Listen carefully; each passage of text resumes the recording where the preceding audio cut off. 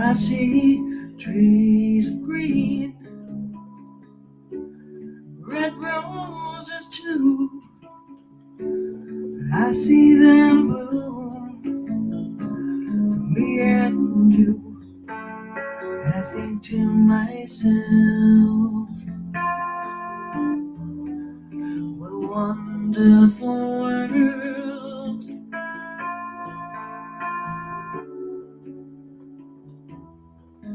And I see skies of blue, clouds of white, bright blessed day, dark sacred night. And I think to myself, what a wonderful world.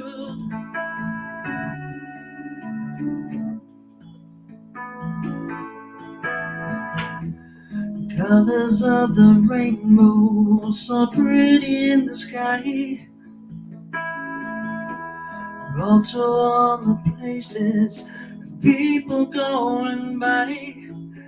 I see friends shaking hands, saying, how do you do?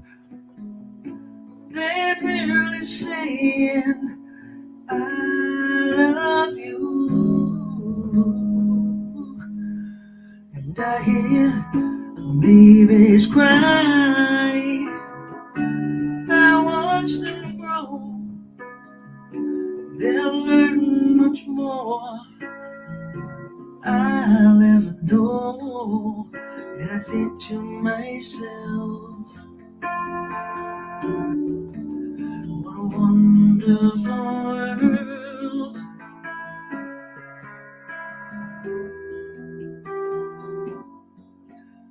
Yeah, I think to myself, what a wonderful world.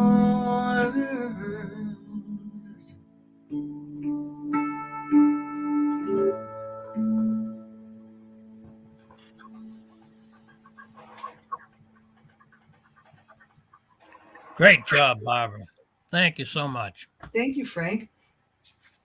And welcome, everybody, and especially welcome new listeners. Always glad to have new listeners join us. My name is Frank Barron, and I'll serve as your facilitator today. And first we have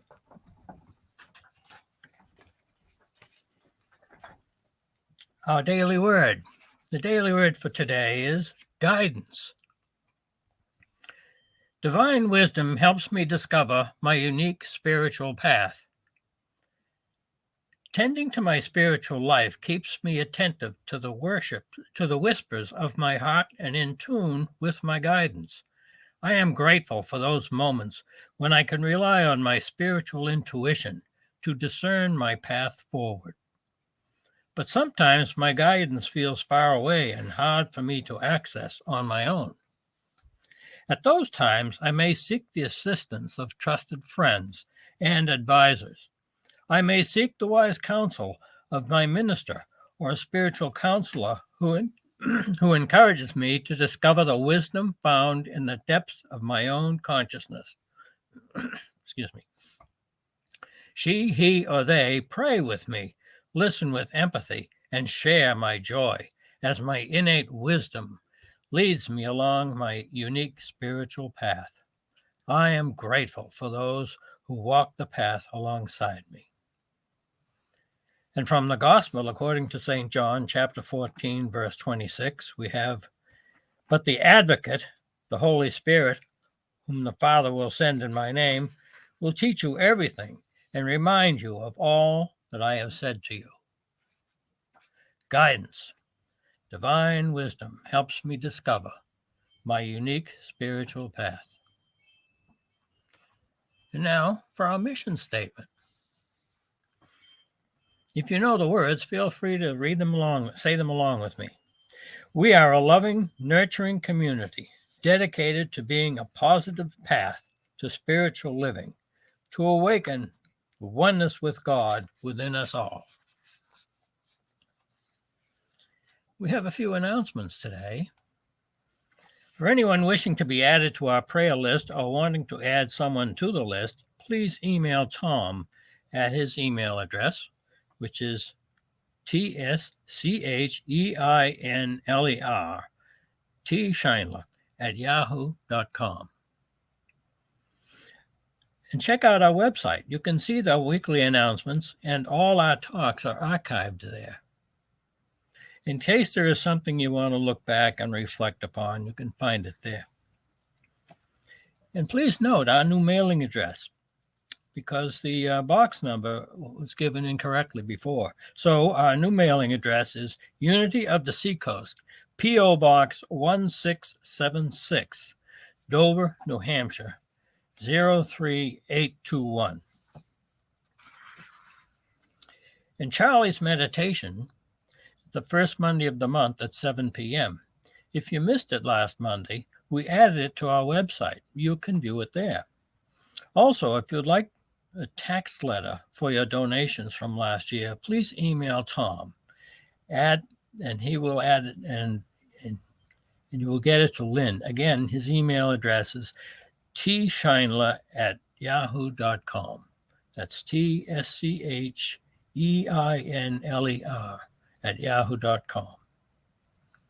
And on January 16th, join us as our Bev Raymond will administer a white stone ceremony. That's on January 16th. We'll also be having our annual meeting on January 16th. We encourage each of you to join us. That is next week, and we need your participation. So if you are a member or someone who occasionally listens, we hope you'll join us for your input. We also have been broadcasting live to YouTube on our YouTube channel. Just type in Unity of the Seacoast in your YouTube search button. We will eventually have many of the past services archived there as well. On January 30th, I will be the speaker. God help us. Oh, yes, that's me. Please tune in for that. Thank you.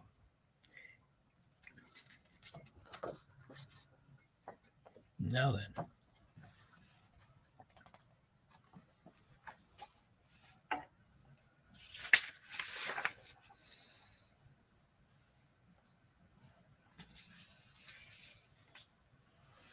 Now it's time to introduce our speaker, my friend, Tom Scheinler. Tom is a fine friend. He's a true guide and a spiritual being. Please welcome Tom Scheinler.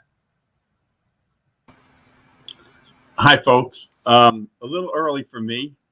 We have the Namaste. And our Zoom fellowship meeting is after the service at 818-6915-9728. And Frank, I'll let you do the Namaste, and then Barbara will play. Thank you, Tom. Yes, this is the time that we greet each other with the Sanskrit word Namaste. And Namaste means the divine in me sees and acknowledges the divine in you. So if you're with someone, turn to them, or you turn to us on your screen and say, Namaste.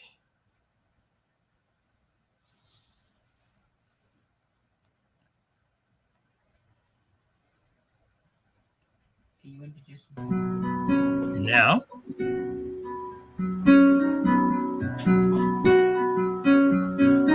Starry, starry night.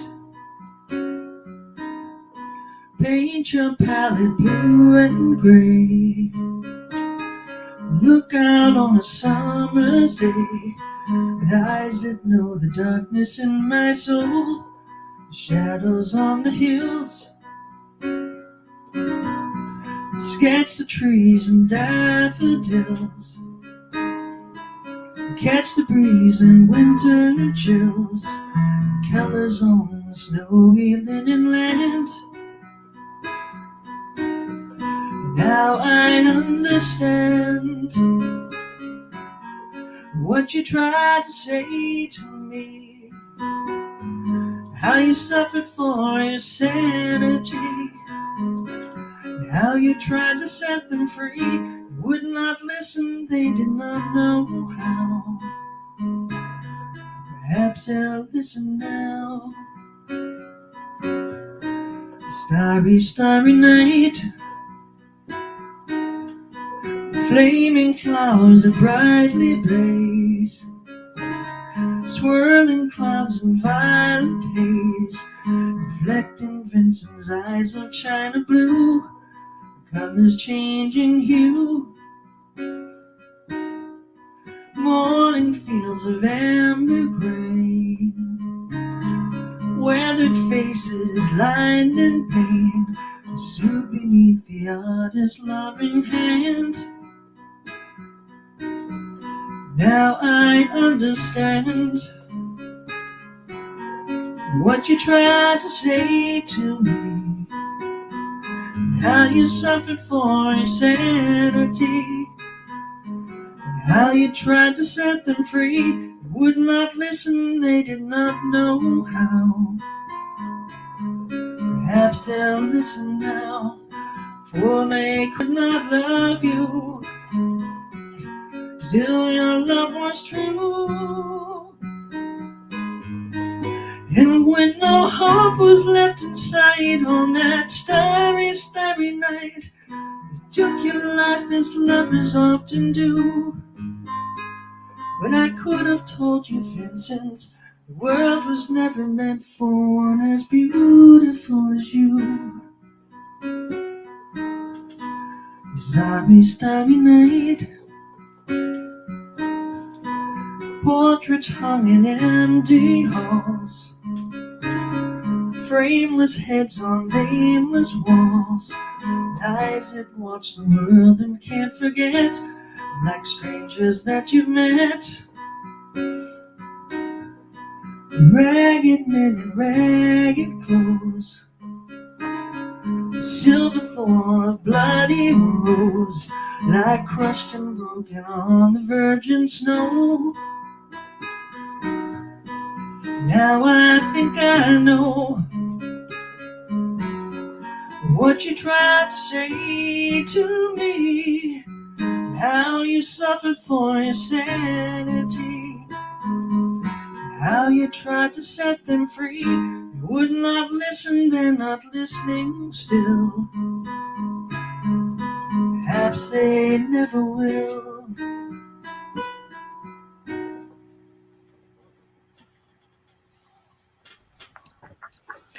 Another wonderful job. Thank you, Barbara. We thank you for sharing your skill and your talent with us. Thank you, Frank. Now it is indeed time for me to introduce our speaker, Tom Scheinler.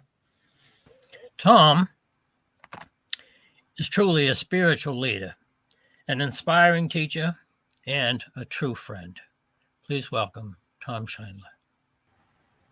Thank you, Frank. How are you today? I'm hanging on with both hands and doing the best I can. How are you? Good. Happy good. New Year.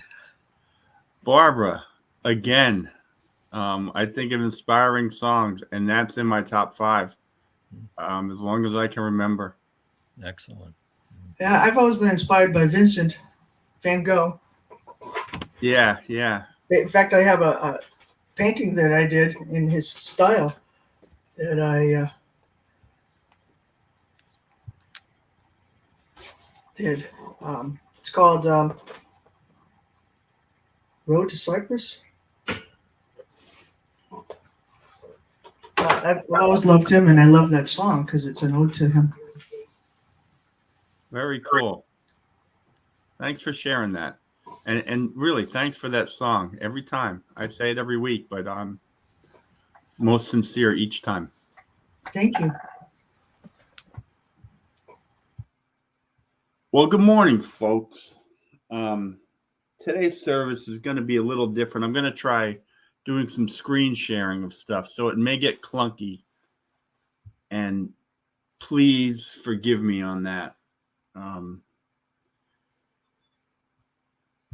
I had a whole other talk prepared, and perhaps it was a good one. It was about setting intentions, but somehow I didn't feel connected to the talk. My heart wasn't flowing through it, and I did not feel God coming through me.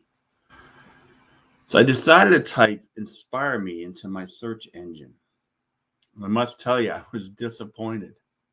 I got home decor sites and clothing sites and sites about inspiring corporate people who are not very inspiring at all. So what inspires me? Well, I know home decor doesn't, online clothing doesn't, and how to become a more productive person in the corporate world doesn't. In fact, I'm probably more inspired by the fact that I can check those things off the list. And it turns out a lot of inspirational quotes don't do it for me either. And those inspirational pictures of like stacked rocks on a beach, they do nothing for me. And I received a call this week from a friend, and we chatted about life, some serious stuff and some fun stuff.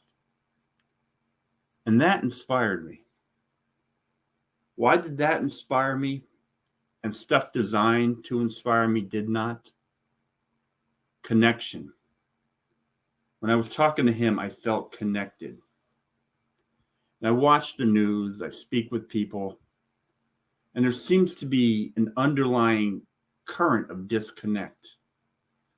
You know, the political rifts that I don't understand. Now, this past year, we lost Bob Dole, Colin Powell. Now, I'm not a conservative at all, but I could respect them because they were grounded in a value system. They had a moral center. They were willing to work with the other side. I don't see this today. I know it has to be there, yet I just don't see it. And I remember when I was young, having faith in our leaders. I had faith in Ford's values. I had faith in Carter's. I had faith in the Bush's values. I began with faith in Clinton's, but I lost that. But there always seemed to be the ability to reach across the aisle and know that things would get done. I'm not inspired by them anymore because I don't feel they're connected to me or me to them. I remember thinking people with religious convictions were worthy of some kind of great respect, and that's eroded. So many religious beliefs seem to dictate a hardline position.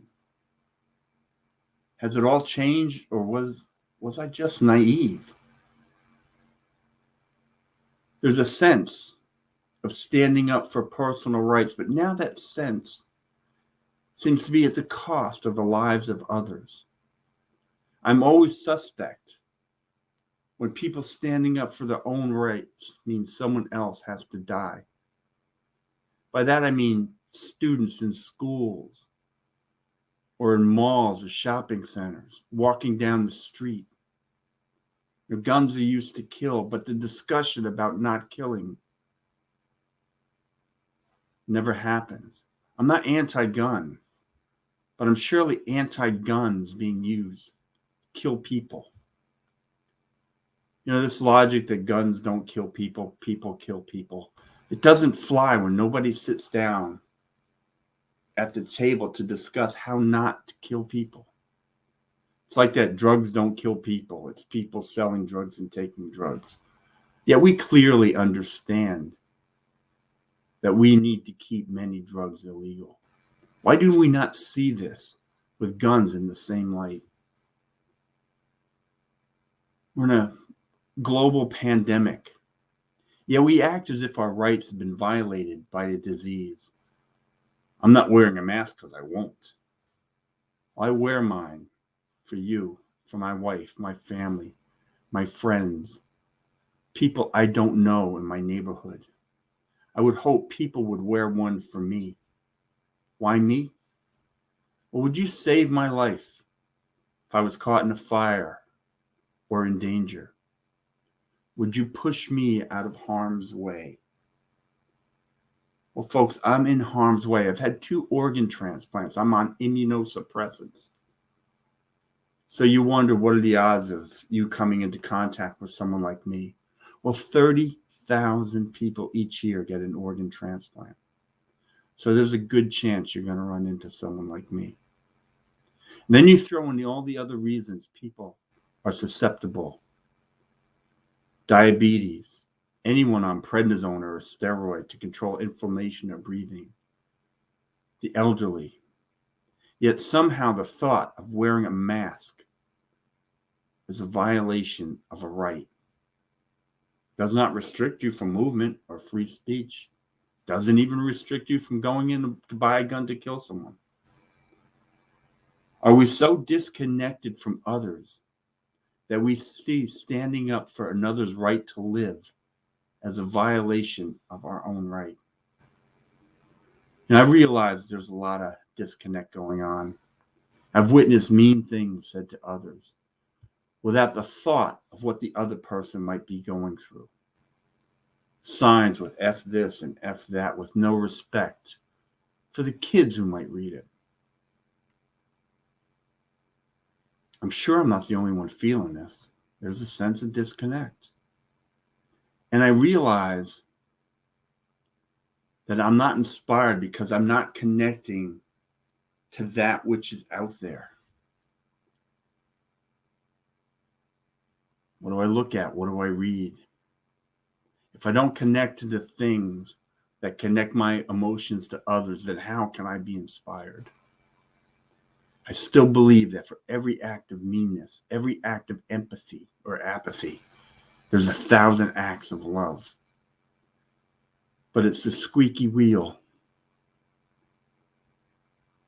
that gets the oil. And unless we seek these moments, we'll miss them.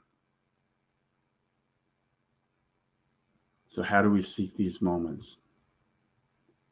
I'm going to play a video right now.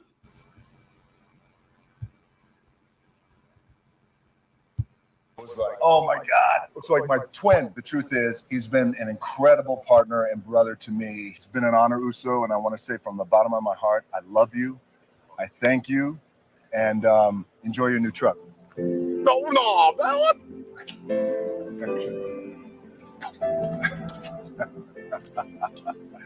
What? Oh,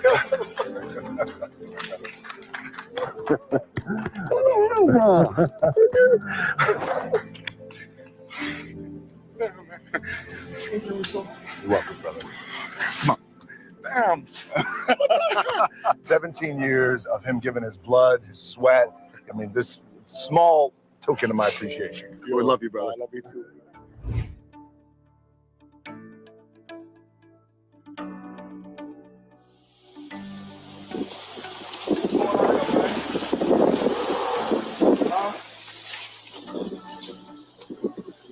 Well, besides what?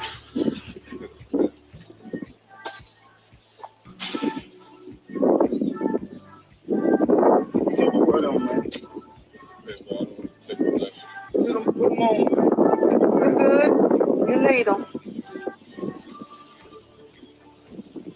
Well,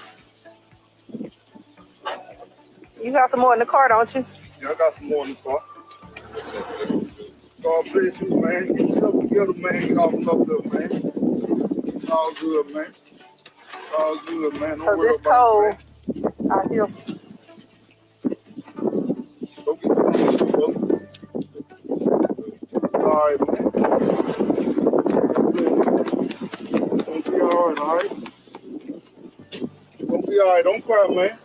It's gonna be all right. It's gonna be all right, bro. Get yourself together, man. You all right? It's gonna be all right, man. Don't cry, man. It's gonna be all right. Just Okay. keep praying and go. You're going blessings, all right? Love you, man.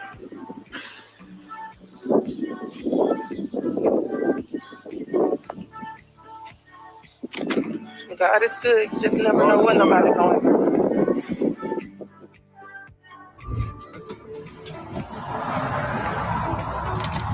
We're comedians.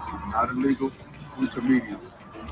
but I saw you. My husband just died, and we weren't like this. Oh my God! I didn't ask nobody for nothing. I didn't even ask him. You ain't got to cry. You all right?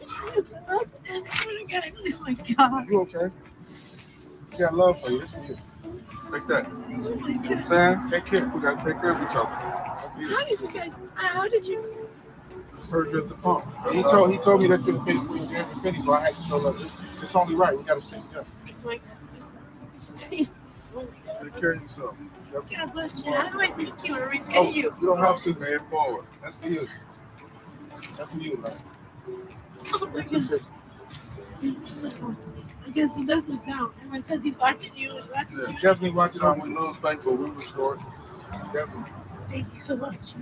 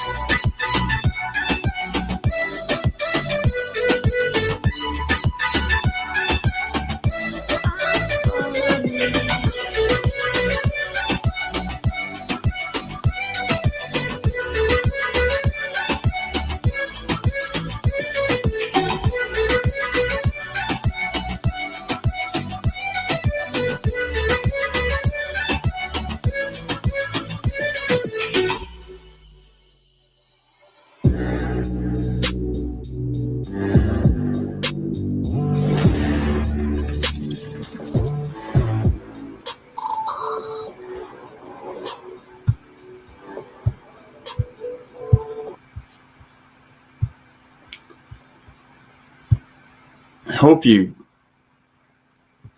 get stuff from that. Some of these videos say things that I just can't. But we need to seek out that which inspires us. And I mentioned I lost my aunt a couple weeks ago. She was an inspiration to me. And one less person to talk to. how important that is for me. I miss those emails, seeing her words. She had a way of morphing words to appear more Yiddish. For her, that was fun, and I felt that. She connected with me on a level that others in my family did not. It was a quality that many people felt about her. She listened and knew all the people that were in her life. And I think there were many that were close to her. She saw in me something I didn't see in myself. She saw it a long time ago when I was lost and insecure. I felt like I had nothing of value. Her connection to me began because she expected more from me by showing me more in myself. She loved culture. She loved art. She loved movies and plays and books. She loved wines and great meals. She loved simple things. She loved life to be interesting and meaningful. She could have easily been taken as upper crust, but she was not. For most of her working career, she was an English teacher in Paterson, New Jersey, one of the toughest places in the country. She loved her students, and I'm sure she inspired them the way she inspired me. She met a man from England, fell in love, and married. In this, the second half of her life, she became a Jewish scholar and lived on a spit of land in Cornwall, England, called Acton Veen. And for those who don't know, and why would you, but Acton Veen has a castle on it. And that castle was the neighboring property of my aunt's house. And their house held their own next to this castle. It was on a spit of land surrounded by water on three sides. The other side had the castle. And their view was the cliffs of England and the English Channel. I've been feeling that disconnect in limbo with the loss of her. Yet I still sense that connection. Because in people like my aunt, there is something that we all relate to. The truly good person who doesn't shy away from their values and allows life to unfold actively in wonderful fashion. That's a connection that we can all understand. You know, she could have been the underdog story, yet she refused to acknowledge being an underdog. And when you come from my family, it seemed like we were all underdogs, and yet she never accepted that role. She did not expect me to accept that role.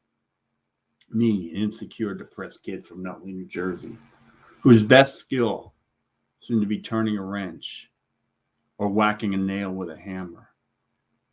She brought out discussions in me about Judaism and Christianity and art, politics, and books and people. She would read the text of my talks and comment about them, and I would read the text of hers and comment. My favorite interpretation of a Bible scripture is because she liked my interpretation. It was the fish with a silver coin in its mouth. The disciples need to pay a tax. And they ask Jesus, how do we raise money to pay the tax? And he tells them to go to the water and cast in a net, and they will find a fish with a coin in its mouth and use that to pay the taxes. My interpretation is that I contend there's no fish swimming around with a coin in its mouth. He was telling them to use what they know, because many were fishermen. Go catch enough fish to sell and pay the taxes. That made sense to my aunt, and she connected with it. And in doing so, she connected with me because I inspired her in that interpretation, and that in turn inspired me. So where else do I look for connection? I look for the good. Well, I first turn to Jesus. The reason is his message resonates. And it's not because of what past religions say. It's because he connects to something that we all can relate to. He engaged people. He hung out with people like we would, everyday people. He'd be more apt to hang out with the cook who was making a meal for the Pope than he would the Pope himself. And he would probably notice the hypocrisy of opulence when there were people around the world in need. He touched people. I mean, he actually laid his hands on those in need and connects and raises them. When you touch someone, it shows them that they are of value. And then he reaffirmed their value by telling them, your faith has healed you, or your faith has set you free. He walked with these people. He ate with them. He told stories that they can relate to. 2,000 years after these parables are told, they still have truths that we connect with. There's 40 times in the Bible that he has these interactions, over 40 times, from beggars to people with illnesses, to those who struggle with demons, to people who are deemed sinful, to politicians who struggle, to centurions, to the men dying on the cross next to him. Imagine the connection built when someone feels so low that she kneels down and washes his feet with her hair and her tears. And he recognizes that as the most loving gesture in the room. I look for empathy and recognition to others and other people. I watch sports. I watched them my whole life. I coach soccer.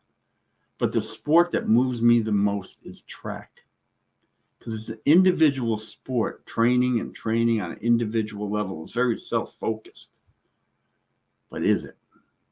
Time after time at my kids' events, when another kid struggled, help was offered and kids cheered. They recognized themselves in another's struggle. Kids would run from their celebration to cheer the person who was having difficulty finishing their event.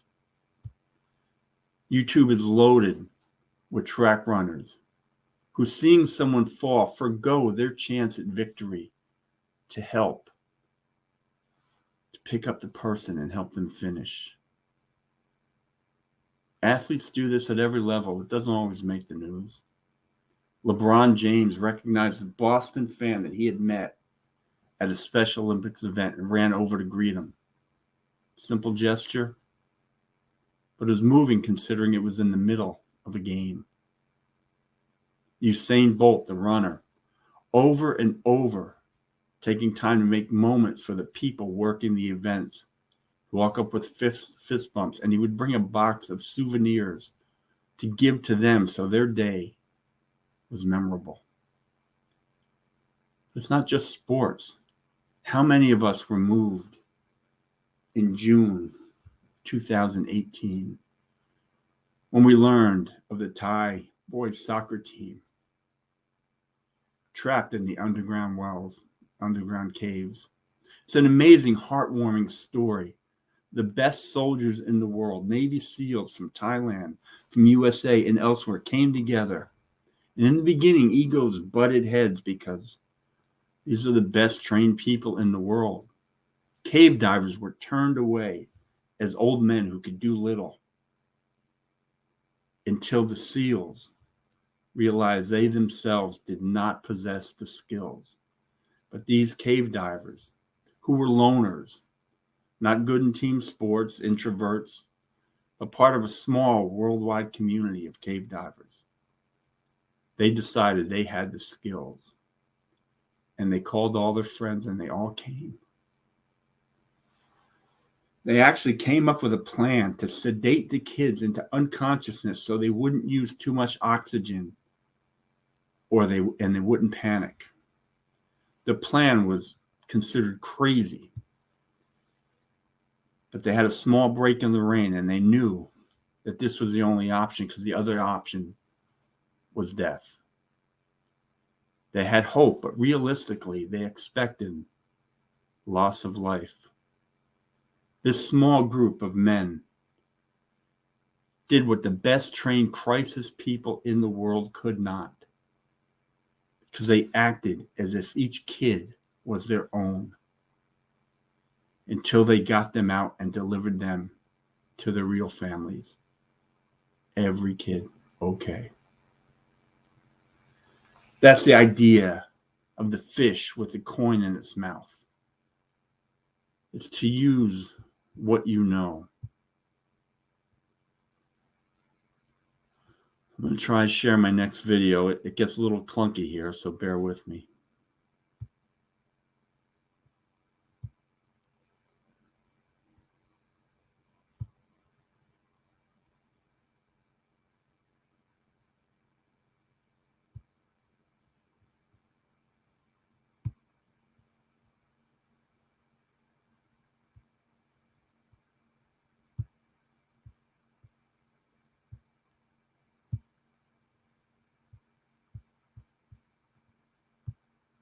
For the adoption.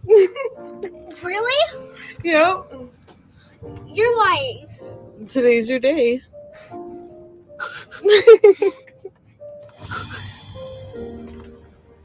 Can we go Is that okay? right now? What do you think, Schuyler?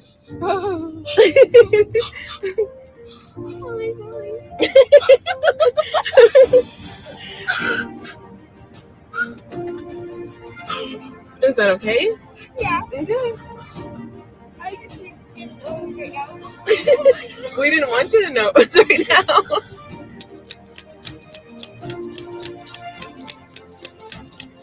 Hey, Mark! Hey, move! Hey, Mark, move! Stop the train!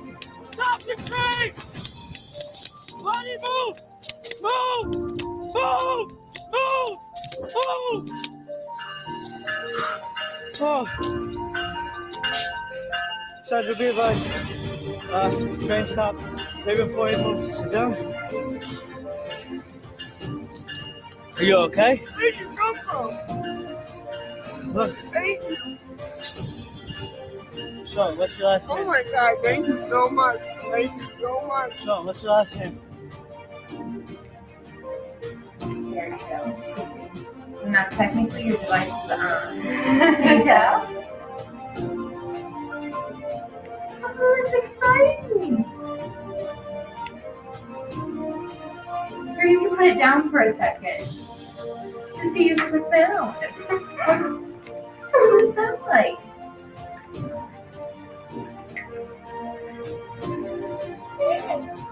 Oh, you're my so cry.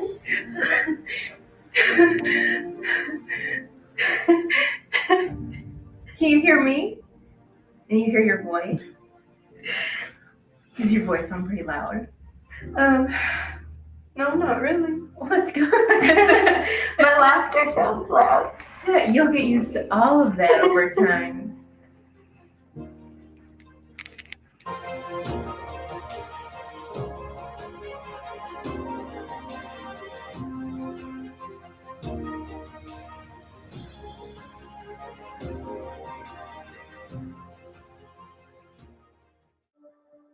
I was a shelter vet.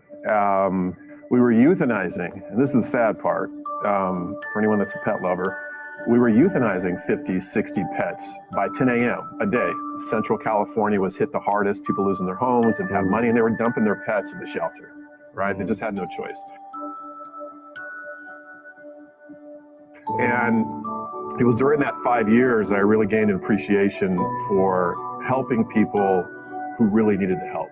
I mean, it's one thing to service the client who, you know, the older lady who has that bottomless bank account, right? Who can write the check for whatever her pet needs, her little poodle. But it's something different to do it for someone who can't afford it. Because they keep me going.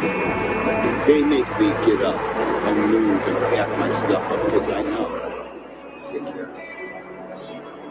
This is my family. They love me. He's a snake, but does he still feel like a companion? I mean, is he? Oh, my best friend. The snake. Keeps me alive. Some people have the dogs, some people have cats. I choose to have a snake. Everybody you see on the street not here on because they're on drugs. Some people are mentally, emotionally disturbed, you know, or whatever the problem might be, but you find peace within.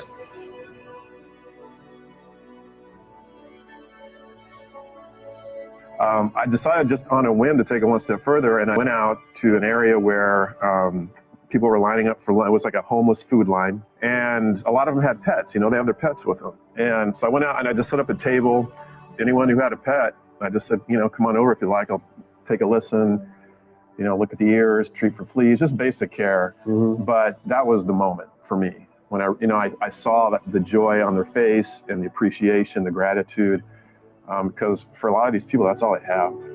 It is really the closest thing to them. It's a form of mental stability, protection, companionship. I said, well, I know where to find this group of people, but I know there's people living under bridges, living in alleys with their pets who, have no access or wherewithal to find care. So I said, I'm just going to walk around.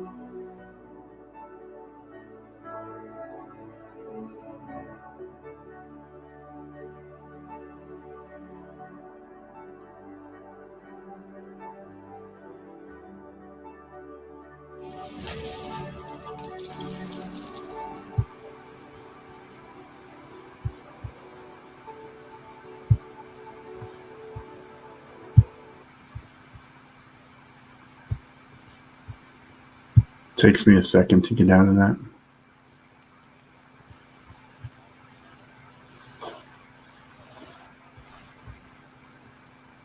I often say to people,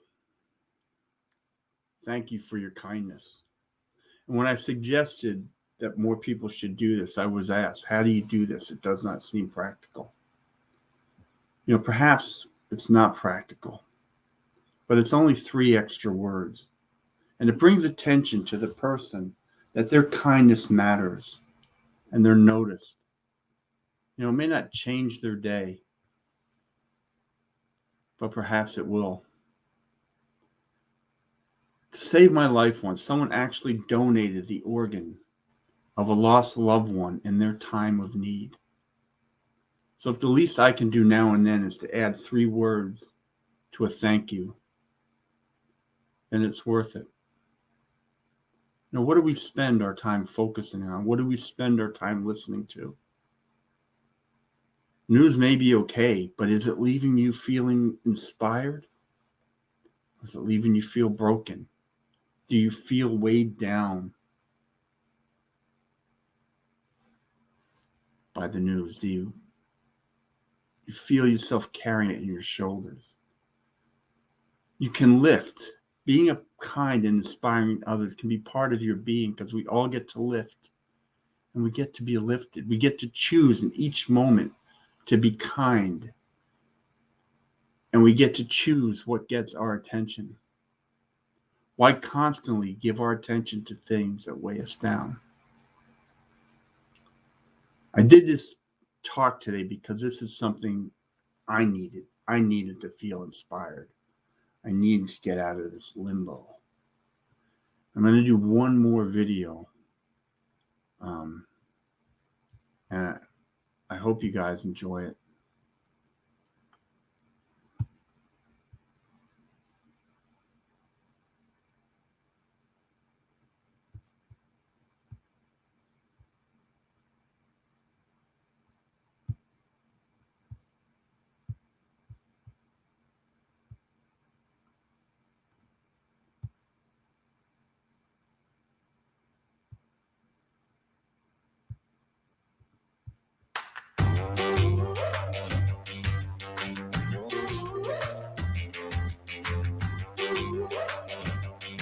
You got to deal with the commercials.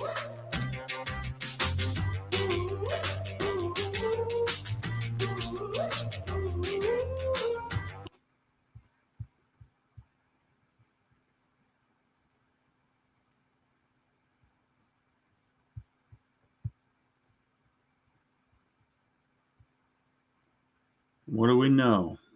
That one did not seem to go.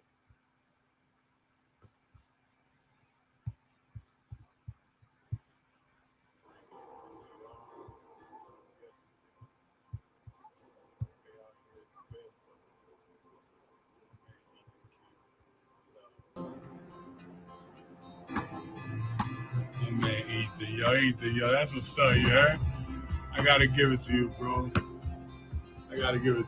That's true love right there, you heard? That's real love. Huh? That's what's up, bro. I can't wait to be there when you graduate. I can't wait to see you have the time of your life when you go to college.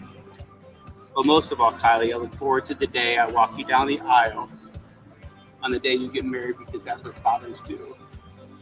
And the reason why I can say that is because today, with all of our family and friends, is the day I get to adopt you.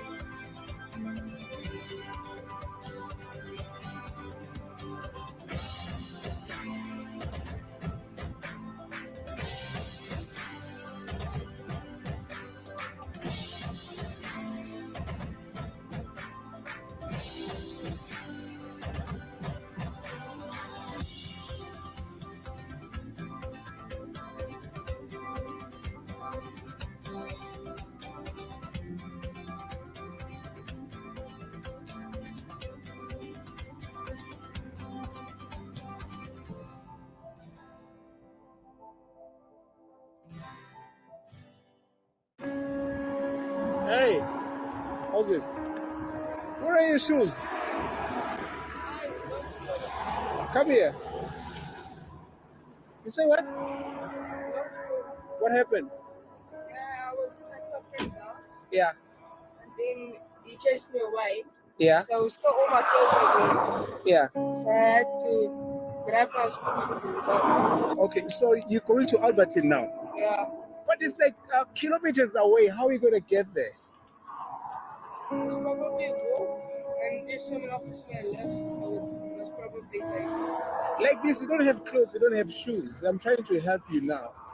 So you have parents? No, my mother and father died when I was younger. Are you serious? How many hours have you been walking? I don't know. I didn't check the time when I left. Let's go there. I'll try to buy some clothes. I keep on forgetting. You said what size you are? 7. Okay, cool. The shoes are this size. It's fine. Okay. And the socks. Let's go check the socks. What size you wear up? Small. Okay, cool. Let's go. Okay, let's get a jacket. Yeah. It's nice. Yeah, if you like it, check it. You go to the toilet, you change, and you put your new clothes on. You look great. You get new shoes now. All right, cool. Yeah. You're gonna ask your friend to get the ID, then you're gonna buy the phone, and then immediately when you get there, you call me. Do you understand? So that I know that you didn't get lost. Put it in a different pocket so that you don't lose my number. Take this one. Yeah. This one. You're gonna buy the small phone so that I can get you. Yes. Yeah. And this one's gonna help you along the way. Yeah. And this one. All right. Yeah. And this one is gonna help with transport with the taxi. So it's gonna be easier for you to get a change. Yes. So get there and make sure when you get there, you call me. Okay. Listen, but it shows. All right, cool. It shows it. Yeah, take your stuff. All right, cool, man. See, don't rush. All right, cool, man. Correct. So, let me check how much. That's not money, just 14.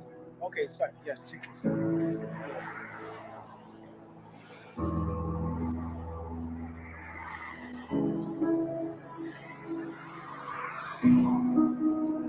Sure. All right, so.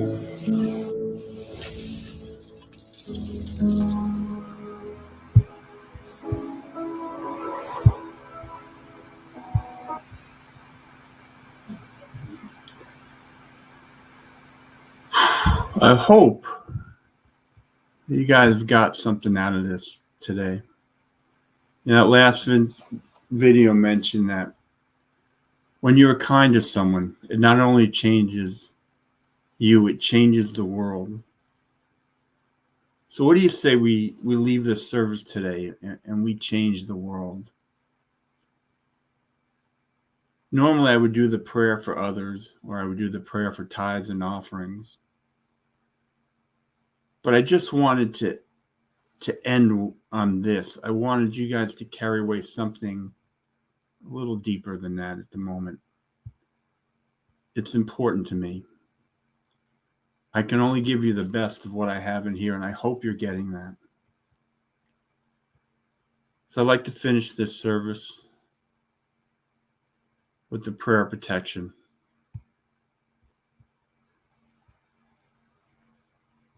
The light of God surrounds you. The love of God enfolds you. The power of God protects you. The presence of God watches over you.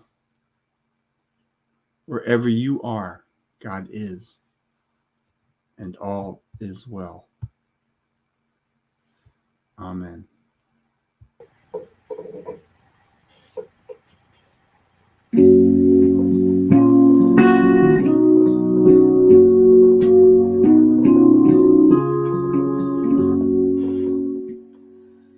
Let there be peace on earth, and let it begin with me. Let there be peace on earth, peace that was meant to be, with God as creator, family all are we. Let us walk with each other in perfect harmony. Let there be peace on earth, let this be the moment now. With every step I take, let this be my joyous vow. To take each moment and live each moment in peace eternally. Let there be peace on earth,